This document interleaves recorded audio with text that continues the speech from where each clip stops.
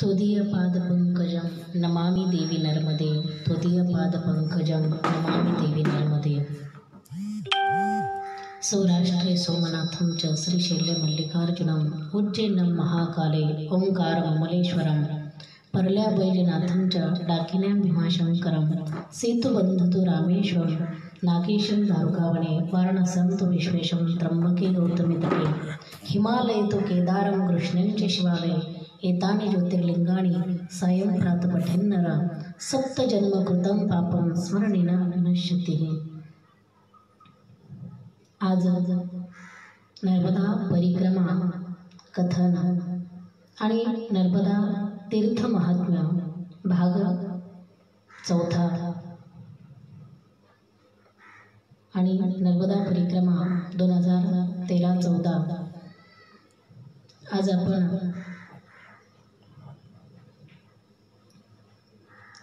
आपण भगवान शंकर म्हणजेच ज्यांची जी मुख्य 12 ठिकाणं आहेत ते म्हणजे 12 ज्योतिर्लिंग, त्यामधला ओंकारेश्वरचं महत्त्व पाहणार आहोत। कारण ओंकारेश्वर हे नर्मदा मैयेच्या तसं उत्तर तटावर आहे, पण तिकडून कर नदी असल्यामुळे ते बेटावर आहे आणि अलीकडून दक्षिण तटावर ममलेश्वर आहे। तुम्हाला सांगून गेले की ते नर्मदा मैयेने रागाच्या भरामध्ये ते शिवलिंग फोडलेलं आहे, म्हणून त्यामुळे त्याचे ते 2 भाग आहेत, तसं ते दोन्ही मिळून एकच आहे। म्हणून असं जे 12 ज्योतिर्लिंगापैकी ओंकारेश्वर, ओंकारे ममलेश्वर असं नर्मदा मैयेच्या किनाऱ्यावरचं ते तीर्थ म्हणजेच नर्मदा मैयेचा तो पोटाचा भाग असला पाहिजे। म्हणून कारण तुम्हाला पुढे कधी सांगून जाईल नर्मदा मैयेचे प्रत्येक ठिकाणी तिचे अवयव आहेत। म्हणून ज्यावेळी नर्मदा परिक्रमेसाठी त्या ठिकाणी विधिवत परिक्रमा सुरू करत असतात की जे आपला काहीतरी पुरावा असावा, आपण खरोखर परिक्रमावासीच आहोत। कारण कधी कधी असं होतं परिक्रमेच्या नावावर कोणी काहीही करून त्या ठिकाणी येऊ शकतो, म्हणून परिक्रमावासीच आहोत म्हणून त्याला असलेलं ग्रामपंचायतचं रहिवासी सुद्धा असावं लागतं। आपण ज्या गावचे रहिवासी आहोत तिथला, आणि ज्यावेळी तिथं जाऊ तिथलं सुद्धा ग्रामपंचायतचं तिथलं सुद्धा सही शिक्का लागतो। पण आता तेवढी गरज पडत नाही, कारण जे पंडितजी असतात तेच काहीतरी पत्र लिहून देतात आणि तेच सही शिक्का देत असतात। म्हणून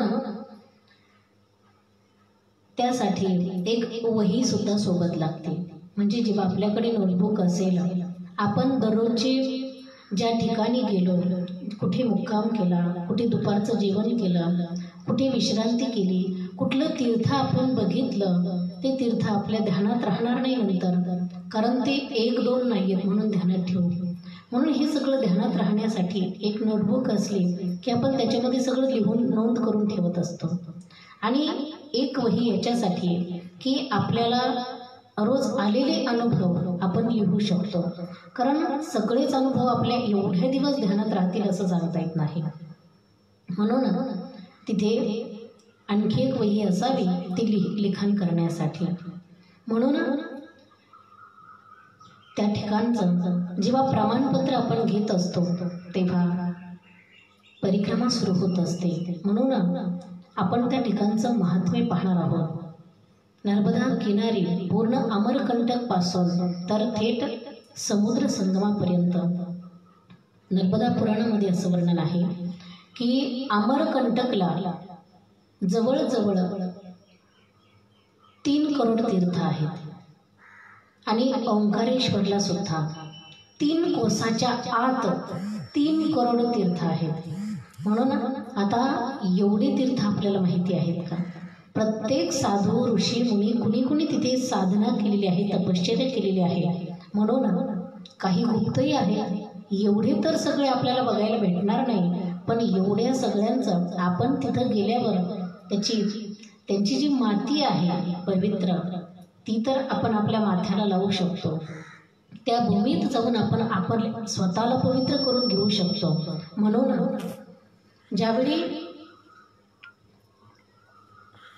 असा एक काळ होता की त्याच ओंकारेश्वरच्या पलीकडच्या बाजूला ज्यांनी परिक्रमा पायी केलेली असेल त्यांनी ते तीर्थ बघितलं असेल, आणि ज्यांनी परिक्रमा केलेली नसेल किंवा फक्त ऐकलेलं असेल तर गणेश पुराणामध्ये सुद्धा त्या ठिकाणाचं वर्णन आहे.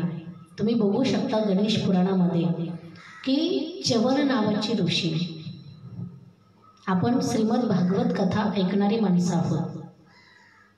मी मुद्दामून असं म्हणेन कारण श्रीमद भागवत कथा आपण पाहत नाही तर ऐकतो आहोत.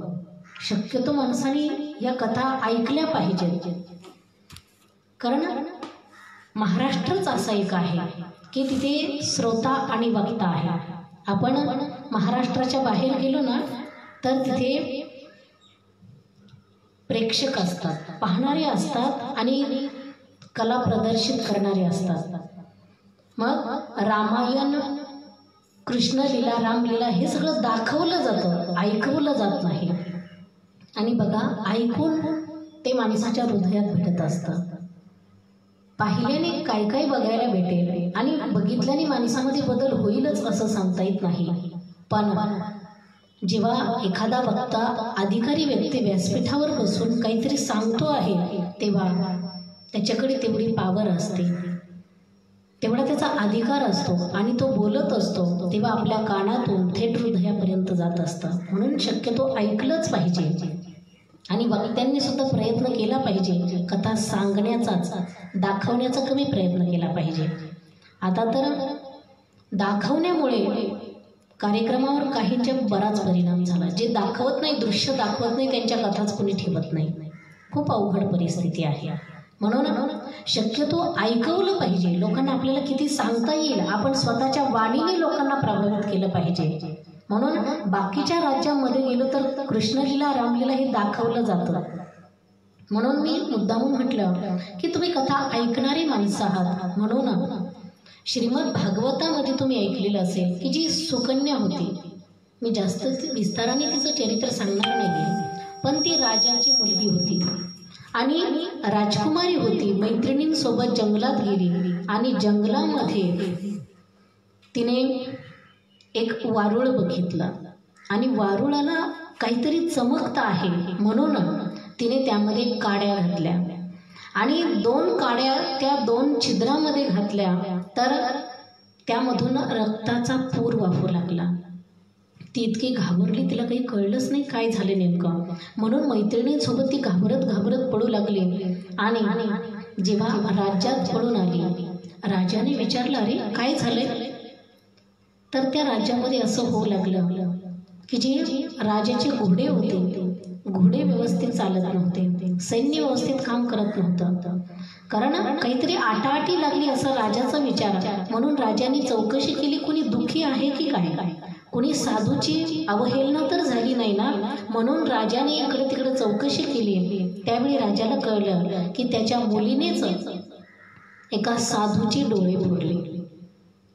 कारण जे च्यवन ऋषी होते, त्या च्यवन ऋषी साधना करत असतात, तपश्चर्या करत असतात, ही तिथे गेली आणि त्यांच्यावर जे वारुळ तयार झालं होतं, त्या वारुळाला जे छिद्र होते ते म्हणजे तिथे त्यांचे डोळे होते. मग हिने डोळ्यात काड्या घातल्यामुळे डोळे फुटले आणि ते आंधळे झाले. मग त्यांना प्रसन्न करण्यासाठी राजा तिथे क्षमा मागण्यासाठी गेला. तेव्हा साधू महाराजांनी सांगितलं, आता मी काय करणार, मी आंधळा झालो, मी कसं खाणार, कुठं राहणार, काय करणार, कसं करणार. त्यावेळी राजाने सांगितलं, जिने तुमचे डोळे फोडले ना, मी तिचं लग्नच तुमच्याशी लावतो, म्हणजे ती तुमची सेवा करेल.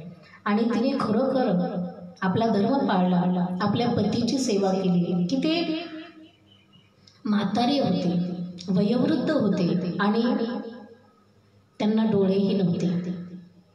अशा व्यक्तीची तिने सेवा केली. मग तिची परीक्षा पाहण्यासाठी सगळे देव येत होते. पाहता पाहता एक दिवस अश्विनी कुमार सुद्धा आले की जे देवांचे वैद्य आहेत ते आले आणि त्यांनी सुद्धा परीक्षा घेतली, पण ही परीक्षेमध्ये पास झाली. आणि त्यावेळी त्यांनी सांगितलं तुला काय पाहिजे ते म्हणे. तिने सांगितलं की माझ्या पतीला तरुण बनवा आणि माझ्या पतीला परत डोळे द्या. अश्विनी कुमारांनी तो प्रयोग केला आणि त्यांना प्राश दिला की ज्या काही झाडांचा काही वनस्पतींचा तो प्राश काढून अर्क काढून त्यांना दिला आणि ते पुन्हा तरुण झाले आणि त्यांना डोळे सुद्धा आले, दृष्टी आली. असे च्यवन ऋषी ज्या ठिकाणी त्यांनी तपश्चर्या केली त्यांची एक विहीर आजही तिथं आहे. ती विहीर पायी परिक्रमेमध्ये तिकडे गेलं तर बघायला भेटते. तिथे जाण्याचा मार्ग म्हणजे बडवाहमधून तो च्यवन आश्रम 12 ते 15 किलोमीटर अंतर आहे आणि मध्ये जंगलात आहे. डांबरी रस्ता सोडून मध्ये 1-1.5 किलोमीटर जावं लागतं आणि बाकी तिथं काही लोक नाही, वस्ती नाही, काही नाही, एकटा आश्रमच आहे त्या ठिकाणी. ती विहीर जी आहे तिथलं पाणी आजही तिथले साधू संत सांगतात की कोणाला त्वचारोग असेल जर त्वचेला ते पाणी लावलं तर तो त्वचारोग बरा होतो. आणखी कोणाला पोटात काही दुखत असेल ते पाणी प्यालं तर पोटातला आजार बरा होतो, अशी तिथली श्रद्धा आहे. म्हणून ती विहीर आजही आहे. आणि त्या ठिकाणी त्या च्यवन आश्रमामध्ये असं झालं की ऋषी मुनींनी, भार्गव नावाचे ऋषी, त्यांनी ठरवलं की इथं आपण यज्ञ करू आणि यज्ञ करून आपला जो इक्ष्वाकू वंशामधला जो यवनाश्व राजा आहे त्या यवनाश्व राजाला पुत्र संतान नाही, म्हणून जेव्हा राजाला मुलगा नाही तेव्हा साधूंना काळजी पडली याचा वंश पुढे चालला पाहिजे. म्हणून त्यांनी ठरवलं आपण यज्ञ करू, यज्ञामध्ये अभिमंत्रित केलेलं पाणी राजाच्या पत्नीला प्यायला देऊ, म्हणजेच त्यांना मुलगा होऊ शकेल. म्हणून त्यांचं चालू आहे, यज्ञ चालू झाला. आणि इकडे यवनाश्व राजा की जो ओंकारेश्वर नगरीमध्ये राहत होता तोही उदास झाला होता. त्याला असं वाटायचं पोटी पुत्र संतान नाही, म्हणून तो चिंतेने काळजीने त्याने घर सोडलं आणि जंगलात गेला. पलीकडच्या बाजूलाच एवढं मोठं जंगल आहे, जंगलामध्ये तपश्चर्या करू लागला, साधना करू लागला. पण करता करता एक दिवस राजाला तहान लागली, इतकी तहान लागली आणि तहानेने राजा व्याकुळ झाला. म्हणून इकडं तिकडं फिरू लागला, कुठं पाणी दिसतंय का. पाहता पाहता राजा थेट त्या आश्रमाजवळ गेला आणि आश्रमात जाऊन राजा विचारू लागला, अहो कुणी आहे का, मला पाणी प्यायचंय, कुणी आहे का. म्हणून पाणी प्यायचं आहे तेव्हा दुपारची वेळ आहे, कोणी जागं नाही, कारण पाणी अभिमंत्रित करून सगळेजण दुपारचं जेवण करून विश्राम करत आहे. आणि विश्राम करत असता सगळेजण झोप लागून गेली आणि हा तिथे गेला, इकडं तिकडे विचारलं पण कोणीच काही बोलत नाही. म्हणून राजाने इकडं तिकडं बघितलं आणि त्या यज्ञ मंडपाच्या मध्येच एक कुंभ ठेवलेला होता आणि तो जलकुंभ राजाने भरलेला बघितला. तहानेने व्याकुळ असल्यामुळे कुणीच मिळालं नाही विचारण्यासाठी, म्हणून राजाने तो जलकुंभ घेतला आणि एकदम तोंडाला लावला. गटा गटा गटा गटा सगळं पाणी पिऊन टाकलं, कारण तो तहानलेला होता. सगळं पाणी पिऊन टाकलं आणि आता राजा तिथून निघाला, थोडा बाजूला गेला. पण चमत्कार असा झाला की राजाचं पोट फुगायला लागलं. थोडं थोडं थोडं थोडं करता करता करता इतकं मोठं पोट झालं की जशी 9 महिन्याची गरोदर स्त्री इतकं मोठं पोट झालं. आणि तेवढ्यात ह्या सगळ्यांचा आराम झाला आणि उठले, मंडपामध्ये गेले. जाऊन पाहतात तर तिथं कुंभ रिकामा आहे. अरे एवढी खळबळ उडाली ना, एवढं तपाने, एवढं सामर्थ्याने, एवढं पवित्रतेमध्ये एवढं जल ते भारवलेलं होतं. अभिमंत्रित केलेलं होतं आणि ते कोण प्यालं असेल म्हणून सगळीकडे खळबळ उडाली. सगळे एकमेकांना विचारलं, अरे पाणी कोण प्यालंय, पाणी कोण प्यालंय. पण सगळे झोपलेले असल्यामुळे कुणीच सांगू शकत नव्हतं. मग आता भार्गव ऋषी होते, त्यांना काळजी वाटू लागली, कारण ते तिथले मेन होते. ते त्यांना काळजी वाटू लागली. ते सगळ्यांना विचारत आहे, तेवढ्यात तो राजा पाणी पिऊन बाजूला जाऊन झोपला होता. तो परत आला आणि पाहतात तर राजाचं पोट खूप मोठं झालेलं. अरे काय झालंय. राजाने सांगितलं, महाराज मी त्या कुंभातलं पाणी प्यालो. अरे अरे अरे राजा तू हे काय केलंय. भार्गव ऋषींनी सांगितलं, अरे हे पाणी तुझ्यासाठी नव्हतं, तसं तुझ्यासाठीच होतं, पण तुझ्या पत्नीसाठी होतं. तुझी पत्नी प्याली असते तर तिला मुलगा झाला असता, आता काय होईल. म्हणून भार्गव ऋषींना काळजी वाटू लागली. त्यांनी सांगितलं, अरे यज्ञाची मेन देवता म्हणजे इंद्र आहे, कारण यज्ञामध्ये आहुती द्यावा लागतात देवतांसाठी. मग पहिलं तर इंद्राचा अधिकार आहे, म्हणून हे पाणी इंद्राचंच आहे आणि ते तू पिऊन घेतलंस. हे काय केलं राजा आता. आणि बघितलं तर खरोखर राजाच्या पोटात गर्भ राहिला आणि पाहता पाहता थोड्याच वेळामध्ये तो गर्भ 9 महिने 9 दिवसाचा सुद्धा झाला आणि राजाचं पोट दुखू लागलं. राजाला एक मुलगा झाला. राजाच्या पोटी जो मुलगा झाला तो म्हणजे तो मुलगा जसा जन्माला आला ना, आता याची दुधाची सोय नाही म्हणून तो बाळ मोठ्याने रडू लागला. इतकं रडतो इतका रडतो, तेव्हा सगळेजण काळजी पडले, आता काय करायचं. त्यावेळी बाकीच्यांनी सांगितलं, आता कोण काय करणार आहे. तेव्हा ज्याच्यासाठी अभिमंत्रित केलेलं होतं, जी यज्ञाची पहिली देवता होती, त्या इंद्राला बोलावलं. इंद्राने सांगितलं, हे माझ्यासाठी होतं किंवा माझं होतं, म्हणून हा बाळ सुद्धा माझाच आहे. म्हणून इंद्राने आपली जी डावी करंगळी आहे ती करंगळी त्या बाळाच्या तोंडात दिली आणि त्या करंगळीमधून त्या बाळाला दूध भेटू लागलं. पाहता पाहता त्या बाळाने दूध पिलं आणि एकदम तो 11-12 वर्षाचा झाला. म्हणून करंगळीमधून दूध प्याला, म्हणून त्याचं नाव मानधाता ठेवलं. असा युवनाश्व राजाचा मुलगा मानधाता. पण तो मानधाता लहानपणापासूनच एवढी साधना करायचा, तपश्चर्या करायचा, सगळ्या लोकांशी अगदी प्रेमाने वागायचा आणि ओंकार नगरीमध्ये नव्हे जिकडे तिकडे राजाचं नाव खूप मोठं झालं. राजाची राजधानी म्हणजे अमरकंटक होती. राजा इतका श्रद्धाळू होता, म्हणून राजाने जवळजवळ 100 यज्ञ केले ओंकारेश्वरमध्ये.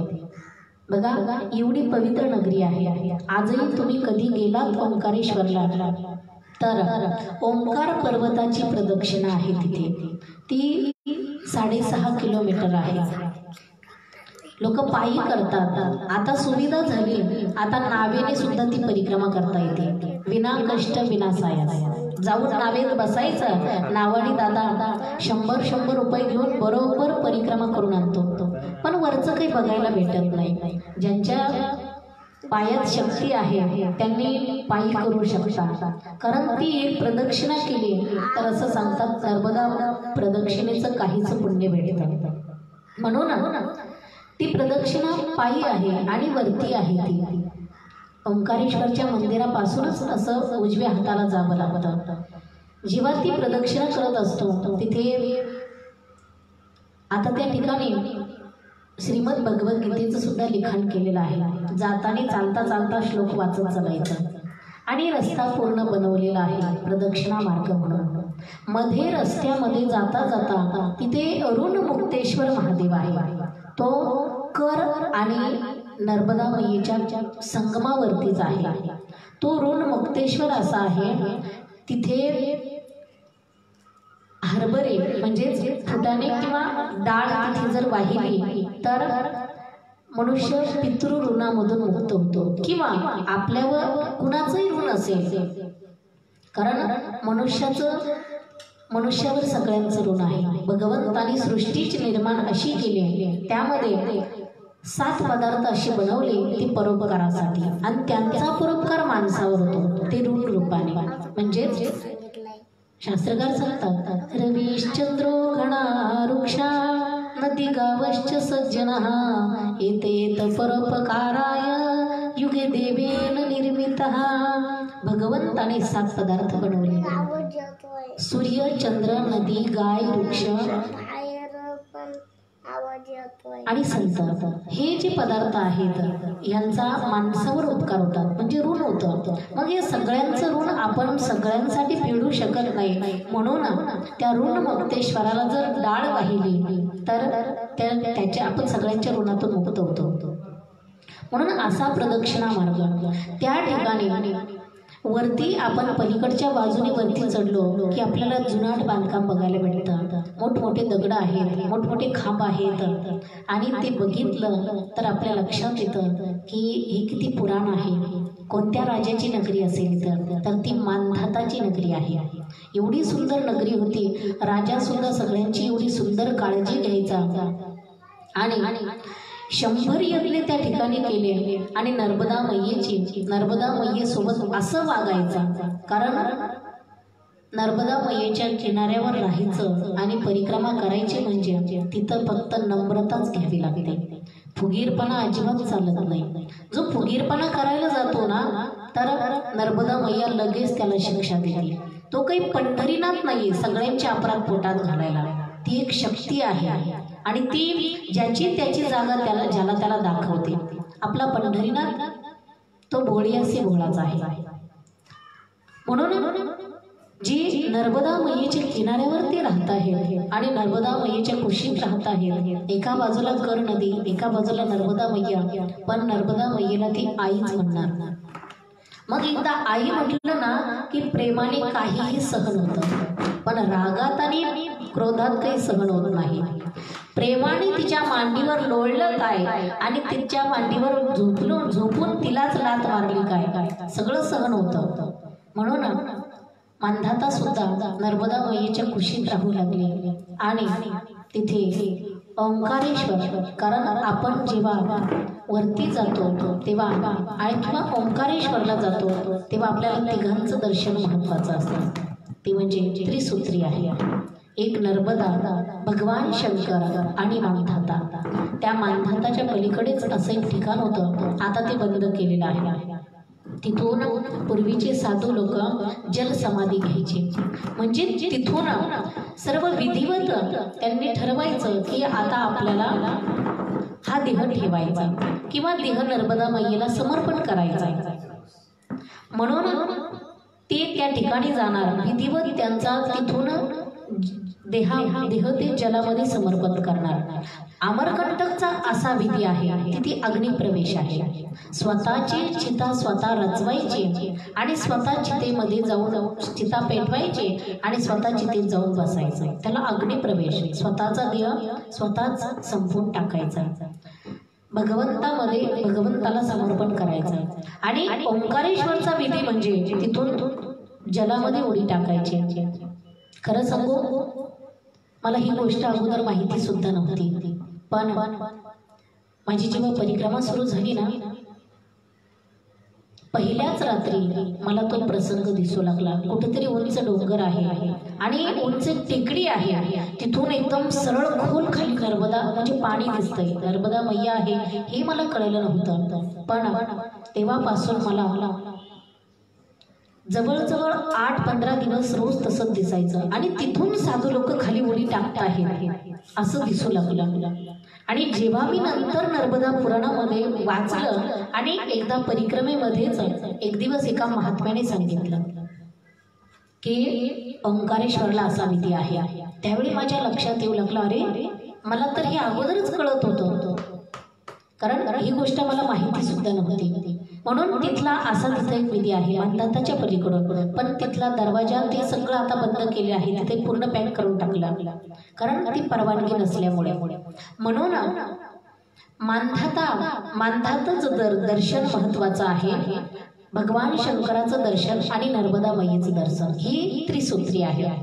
ओंकारेश्वरचं जे मंदिर आहे ते मंदिर आहे, तिथे सुद्धा 5 मंदिर आहे, 5 मजले आहे. ते मध्ये एक बाणलिंग आहे, रामेश्वर, गुप्तेश्वर, सिद्धेश्वर आणि ध्वजेश्वर असे भगवान शंकराचे मंदिर आहे.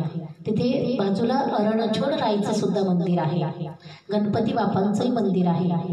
आणि असा ओंकार पर्वत, ओंकार आकाराचाच आहे तो. अशा ओंकाराची जर प्रदक्षिणा केली तर नर्मदा परिक्रमेचं काही पुण्य भेटतं. म्हणून त्या ठिकाणी गेल्यावर ही परिक्रमा केली पाहिजे. जरी आपल्याला पायी शक्य झालं नाही तरी आपण नावेने सुद्धा करू शकतो. किती सुविधा झाला. आता पायी नर्मदा परिक्रमा शक्य झाली नाही तर आपण बसनी करू शकतो, कोणत्या गाडीने करू शकतो.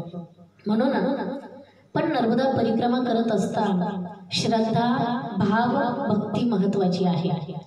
म्हणून तो मानधाता जो आहे तो अगदी सगळ्यांसोबत प्रेमाने वागणारा, काळजीने वागणारा. आणि अलीकडच्या बाजूला जो ममलेश्वर आहे ना, ममलेश्वराचं सुद्धा मंदिर आहे. तिथे घाट आहे. पण असं सांगितलं जातं तिथली आख्यायिका की आपल्याच महाराष्ट्राची कन्या म्हणजेच अहिल्यादेवी होळकर की जिची महेश्वरला राजधानी होती. तिच्या 2 गाद्या होत्या, एक जिंकलेली आणि एक पारंपरिक. एक इंदोरला होती आणि महेश्वरला होती. तुम्हाला पुढच्या पलीकडच्या तटावर गेल्यावर तिथली कथा सांगून जाईल. पण ममलेश्वरचा जो घाट आहे, जे मंदिर आहे, दक्षिण तटाचं जेवढं काही आहे बांधकाम जुनं, ते सगळं अहिल्यादेवी होळकरांनी बांधलेलं आहे असं सांगतात. आणि पलीकडच्या बाजूचं तिकडचं जेवढं जुनाट दिसतं आहे ते सगळं मानधाताचं आहे. म्हणून ती पवित्र नगरी आहे. ते 3 करोड तीर्थ आहेत.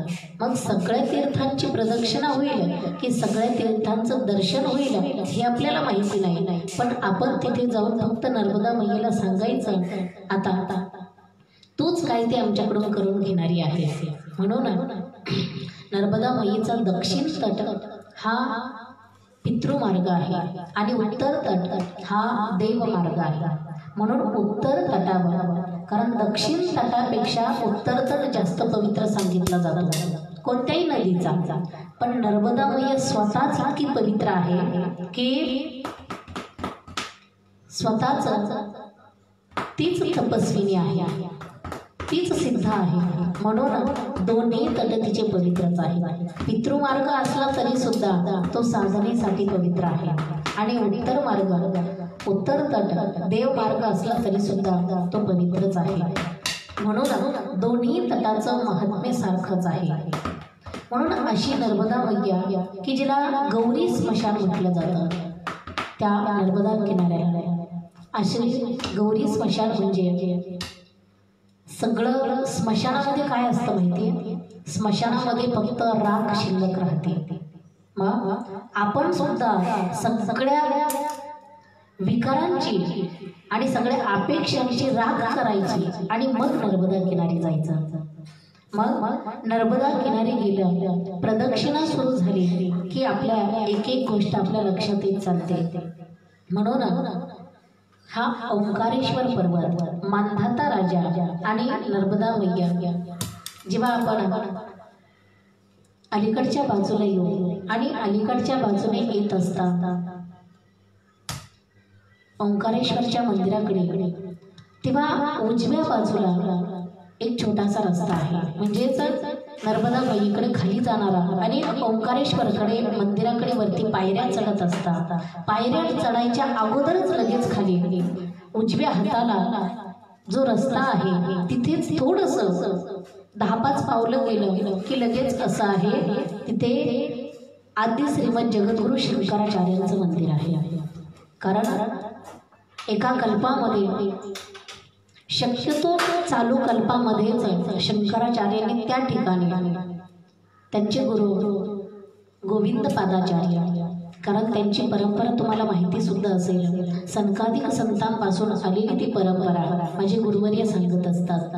म्हणून जे व्यासदेव आहेत, व्यासांचे शिष्य गौड पादाचार्य, गौड पादाचार्यांचे शिष्य गोविंद पादाचार्य आणि गोविंद पादाचार्यांचे शिष्य श्रीमंत जगद्गुरु शंकराचार्य, अशा शंकराचार्य की ज्यांनी प्रस्थानत्रयीवर भाष्य केलेलं आहे. त्यांची इथं जी आख्यायिका आहे तुम्ही कधी ऐकलेली असेल, पण तरी सुद्धा थोडक्यात सांगून जाईल की जेव्हा शंकराचार्य त्या ठिकाणी गेले, केरळ प्रांतामधून आले, वयाच्या 8व्या वर्षी घर सोडलं. 8व्या वर्षामध्ये लेकराला काहीच कळत नाही. त्यांनी 8व्या वर्षी घर सोडलं आणि घर सोडून ते थेट कुठेतरी आपल्याला मार्ग मिळेल म्हणून आपल्या जीवनाचं उत्तर मिळवण्यासाठी ते उत्तर दिशेला निघाले. आणि उत्तर दिशेला जात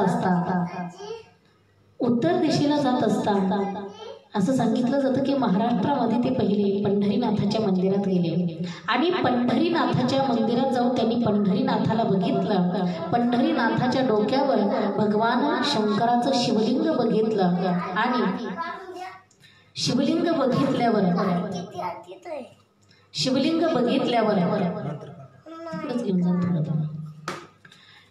बघितल्यावर शंकराचार्यांनी तिथे अष्टक तयार झाले.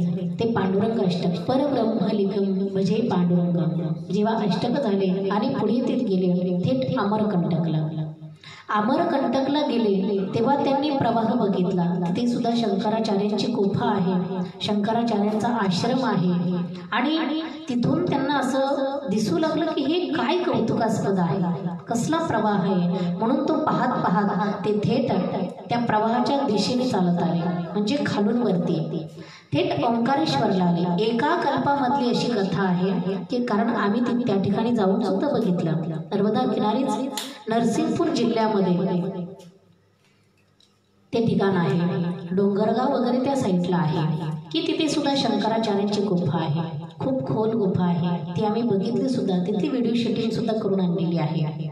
आणि तिथे गोविंद पादाचार्यांचे तिथे साधनेचं ठिकाण आहे, शंकराचार्यांचं त्यांच्या पुढे ठिकाण आहे. आणि ते दरवाजे बंद आहेत पण तिथं लाईट वगैरे लावलेला आहे म्हणून दिसतात. आणि असा एक झरोका आहे की आत सूर्याचा प्रकाश येतो, खूप खोल असताना सुद्धा. आणि खूप विशेष वाटतं तिथं गेल्यावर, असं वाटतं की अद्भुत वाटतं तिथं. म्हणून असाच प्रकार ओंकारेश्वरला सुद्धा घडला होता. जेव्हा गोविंद पादाचार्य म्हणजे शंकराचार्य हे अमरकंटकवरून ओंकारेश्वरला आले आणि तिथे येऊन ते साधना करू लागले. आणि जेव्हा तिथे जे गोविंद पादाचार्य होते ते आत गुफेत बसलेले होते. असंख्य साधू संत बाहेर बसलेले होते आणि ते वाट पाहत होते गोविंद पादाचार्य कधी बाहेर येतील, आपल्याला दर्शन होईल. आता बराच काळ निघून गेला पण ते काही बाहेर येत नाही. तेवढ्यात शंकराचार्य आले आणि ते फिरू लागला. लोक बाकीचे साधू म्हटले, अरे कशाला, काय करतोय तू? ते मंदिराला प्रदक्षिणा करू लागला, कारण मंदिराच्या खाली होती ती गुफा. मंदिराला 5 प्रदक्षिणा केल्या आणि जेव्हा ते आत जाण्यासाठी निघाले तर बाकीच्यांनी अडवलं. त्यांनी सांगितलं आत जाणं एवढी सोपी गोष्ट नाही, तिथे मोठे मोठे भुंगे सोडलेले आहेत, सर्पबिंचू आहे, तुला चावतील, आत जाणारा परत कधीच मागे आलेला नाही, म्हणून त्यांनाच बाहेर येऊ दे. पण जेव्हा ही समोर आली ना तेव्हा त्यांना आतून आवाज आला, शंकरा, अरे मी तुझीच वाट पाहतोय, तुझ्यासाठी मी इथं बसलोय आणि तुझ्याशिवाय मला कुणाला अगोदर दर्शन द्यायचं नाही, आत येतो. शंकराचार्य आत गेले तेव्हा त्यांना तिथे दीक्षा दिली आणि त्यांची साधना सुरू झाली. तपश्चर्या करता करता नर्मदा मैया खूप खूप दया करणारी आहे आणि आपण तिचं लेकरू होऊन राहिलो ना, आपल्याला आपल्या जवळच घेऊन राहील, वेळ लावते ती. म्हणून शंकराचार्य सुद्धा नर्मदा मैयेच्या कुशीत राहू लागले. पण असं सांगतात की एकदा खूप पाऊस आला, नर्मदा मैयेला पूर आला आणि तशी गुफा खूपच खोल आहे. गोविंद पादाचार्य ध्यान लावून बसलेले होते आणि आता ध्यान भंग होईल, नर्मदा मैयेचं जल थेट गुफेत शिरेल. म्हणून शंकराचार्यांनी नर्मदा मैयेला हात जोडले आणि सांगितलं, हे माई, तू वरती येऊ शकत नाही, कारण हा अधिकार फक्त साधूंचाच आहे. कारण आज आपण पाहतो सिद्ध महात्मा आजही जिवंत, की जे सियाराम बाबा तेलिया भट्ट्यांमधले, एकदा नर्मदा मैयाला असा पूर आला होता की त्या पुरामध्ये त्यांचं अखंड रामचरित मानसचा पाठ चालू होता. 12 वर्ष खाली बसले नाही आणि 12 वर्षामध्ये उभं राहूनच वाचन करायचं, असं चौफळा केलेला होता. झोप आली की त्याच्यावर थोडं डोकं टेकवायचं आणि झोप आली की पटकन जाऊन मयत स्नान करून यायचं, पुन्हा वाचन सुरू करायचं. पण एकदा पूर आला ना, सगळे लोक म्हटले तुम्ही तिथून चला, इथं थांबू नका. लोक एवढा प्रयत्न करायचे पण त्यांनी सांगितलं नाही, अरे ती आई आहे, तुम्ही वेडे आहात का? अरे आई कधी लेकराला मारील का? अरे भारतात अजून तर असं कधी घडलं नाही की आईने लेकरू मारलं म्हणून. मग आईवर किती विश्वास असतो माणसाचा, बघा ना. त्यांनी सांगितलं आई आहे, ती मला मारणार नाही, ती मला बुडवणार नाही, म्हणून त्यांच्या गळ्यापर्यंत पाणी आलं. कोणी दम धरला असा? अरे लांबून पाणी पाहून इतकी भीती वाटते. तिथं मैयाचं पात्र खूप रुंद आहे तेलिया भट्ट्यांना, आणि तिथे इतकं गळ्यापर्यंत पाणी बघितलं तरी भीती न वाटतं तिथंच थांबले. आणि त्यांनी सांगितलं की मैया मला काही करणार नाही. आणि खरोखर मैयानेच माघार घेतली आणि पाणी सगळं वसरून गेलं. मग शंकराचार्याने सुद्धा माईला विनंती केली आणि सांगितलं मैया आता तूच आहेस, माझ्या गुरूंची जर साधना भंग झाली तर मला दोष लागेल, कारण त्यांनी मला इथं थांबवलेलं आहे दरवाजावर. माझं कर्तव्य आहे, मी शिष्य असल्यामुळे, म्हणून आपला कमंडलू पुढे धरला. आजही तुम्ही तिथं गेलात कधी ओंकारेश्वरला तर खाली तिथे जाऊन बघा त्या मंदिरामध्ये, तिथं आजही असं दगडावर रेखीव केलेलं आहे. शंकराचार्याने नर्मदा मैया अशी दगडावरच रेखून दाखवलेली आहे. शंकराचार्याने कमंडलू आडवा धरलेला आहे गुफेच्या द्वारामध्ये आणि नर्मदा मैया कमंडलच अडवली.